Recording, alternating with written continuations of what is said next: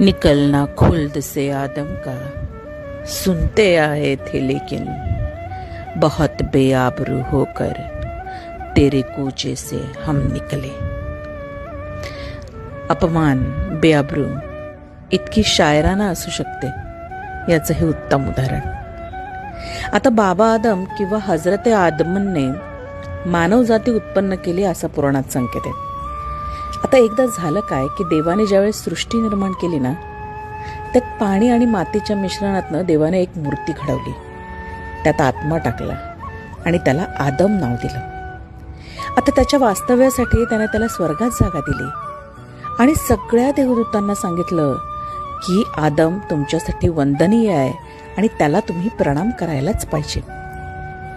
पण आता देव आला म्हणजे दानव आला, राम आला म्हणजे रावण आला. तसंच त्या देवदूतांमध्ये एक अजाझेल नावाचा देवदूत खूप भडकला.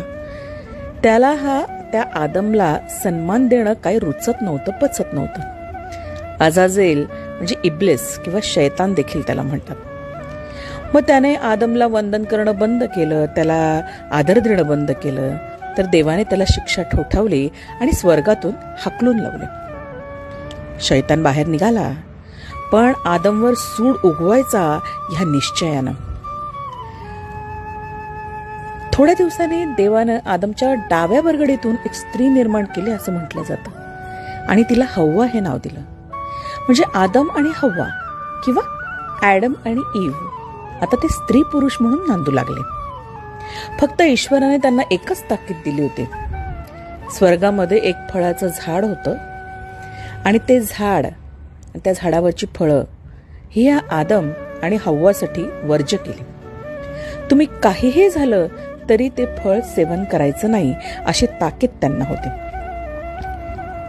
पण सूड उगवायचा म्हणून अजाझेल शैताननं हव्वाच्या मनात त्या फळाची लालसा निर्माण केली आणि ते फळ खाण्यासाठी तिच्या मनातली इच्छा जागृत केली.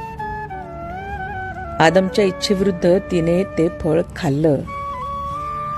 झालं मग देव संतापले आणि आदम आणि हव्वाला त्याने स्वर्गातून हाकलून दिलं आणि भूतलावर पाठवलं आणि हा संसाराच्या सगळ्या फेऱ्यांमध्ये त्यांना अडकवलं. स्वर्गाला खुल्द असं म्हणतात. मग शायर किती सुंदर सांगतोय बघा. निकलना खुल्द से आदम का सुनते आए थे, लेकिन बहुत बेआबरू होकर तेरे कूचे से हम निकले. म्हणजे आदम आणि हव्वाला जितकं बेअब्रूपणा सोसावा लागला, अपमान सोसावा लागला, तितक्याच अपमानानं, तितक्याच दुःखी हृदयानं मी तुझ्या गल्लीतून बेआबरू होऊन चाललोय.